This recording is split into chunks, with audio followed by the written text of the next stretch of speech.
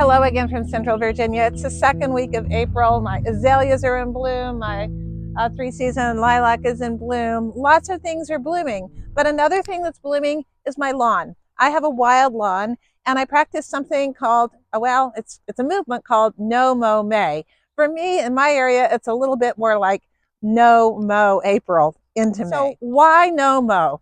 Well, it's an essential way to feed pollinators and boost pollinator populations during the hungry time when other things are not blooming so much. So I want to show you some of the things in my yard that I do not mow. Most people would consider them weeds. I consider them food. And also they're quite beautiful to look at.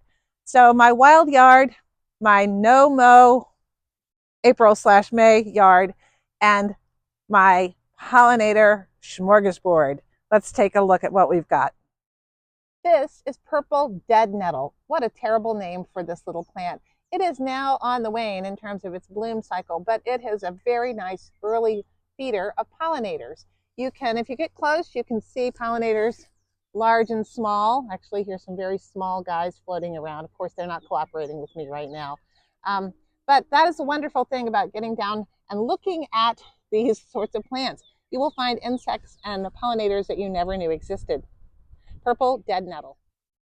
Now all over my yard I have violets. Violets grow wild and some people consider them a bit invasive. They do have rhizomes underground that do make them spread and pop up sometimes in places where you don't want them.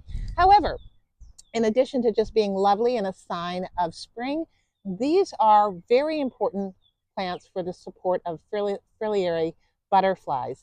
And if you have lots of them in your yard, you're going to have lots of those beautiful butterflies later on.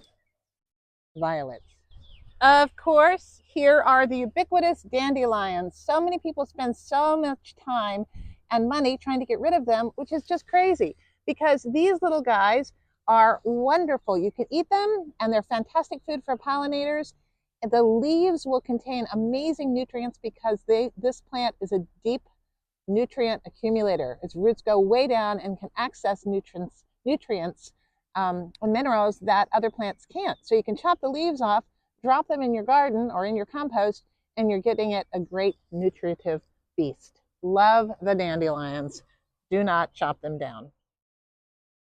Oh, these little blues. These are called bird's eye speedwell. They're teeny tiny little blossoms, and they are so gorgeous this time of year. They are abounding in my yard right now. Love my wild yard in April. Another yellow wonder, and there's a little pollinator on that guy. Tiny little bee just flew away. That is a buttercup. And just what are these dear, teeny, tiny, bluish white flowers? They are called wild pansies. And they have popped up all over my yard right now. I'm trying to catch all these teeny tiny little pollinators that are flying around, but of course they're all eluding me. Here's one. Ooh, look at that worm in there. What are you doing above ground, little dude? Robin's going to get you. Now, this is one that I do not like it when it shows up in my strawberry patch or garden. It is a false strawberry, and it's a wild plant. It produces little berries, but they're not edible for us. But it's a nice little yellow bright flower. Although we plant these little hyacinths in our flower beds, they've actually naturalized throughout my yard just and pop up in many different places. So it's very nice to have them here. Now, this is one of the early birds, and it is starting to fade at this point, and this is a field pennycress. You can actually eat this pennycress.